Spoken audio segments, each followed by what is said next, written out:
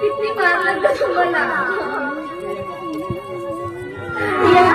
या गावातल्या सुना अशा सासऱ्यांना मारतात का? हे शिकवणं का तुझ्या वडिलांनी तुला? अगं आज मला देतायस तू या यातना, पुढे तुलाही होते. मला वाटलं होतं की माझी भाची वावणी माझं खरंच ती माझी एक मुलीप्रमाणे राहील माझ्याशी. मी माझं कर्तव्य निभावलं का? मी सासू म्हणून नाही, मी एक आई म्हणून तुझं कर्तव्य निभावलं, पण तू एक सून म्हणून एक बेशरम बाई आहे.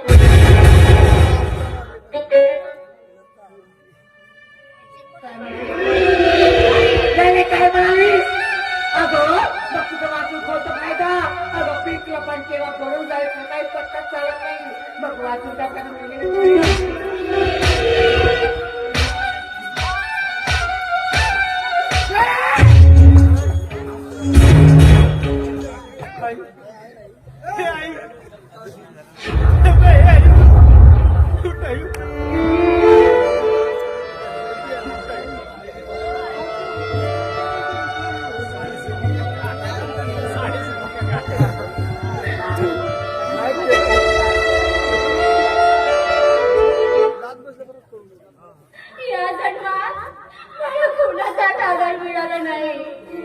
आणि लहानपणापासून मी तुमचं पालन पोषण केलं, तुमचे वडील नसताना सुद्धा. आणि लहानपणीच माझे आई बाबा निघून गेले तेव्हापासून मी या वनवासामध्ये आहे. आणि आज शेवटचा वनवास माझा समाप्त होत आहे बाबा. हे आई, आई असं बोलू नकोस ना ग. हे बघ आई, आई, आई तुझ्याशिवाय मला या जगात आधार तरी कोण आहे का आई?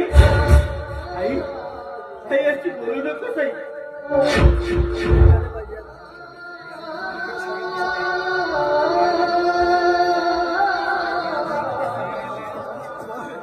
या जीवनात मला वाटलं होतं की तुझं लग्न केल्यानंतर मला सुख मिळेल. नाही होतंय, माझ्या जीवनात सुखच नाही.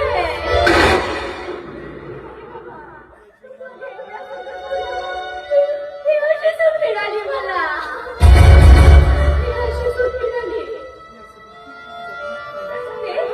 हे असं दुःखी जीवन जगण्यापेक्षा मेलेलेच बरं. हे आई नाही, अशी अशक्त बोलू नकोस का आई? हे बघ, आजपर्यंत तू माझा सहारा होतीस आणि तोच सहारा मला समोर हवा आहे का आई? आई, मी नाही जगू शकत काही तुझ्याशिवाय. नाही आई, नाही. नाही, झालं. माझा प्रवास इथपर्यंत.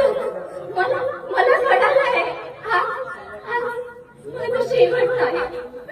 माझी जीवन याचा शेवट आहे हा. तरी पण मी जाईल ना. तरी माझ्या मागे तू छान खुशीत राहा.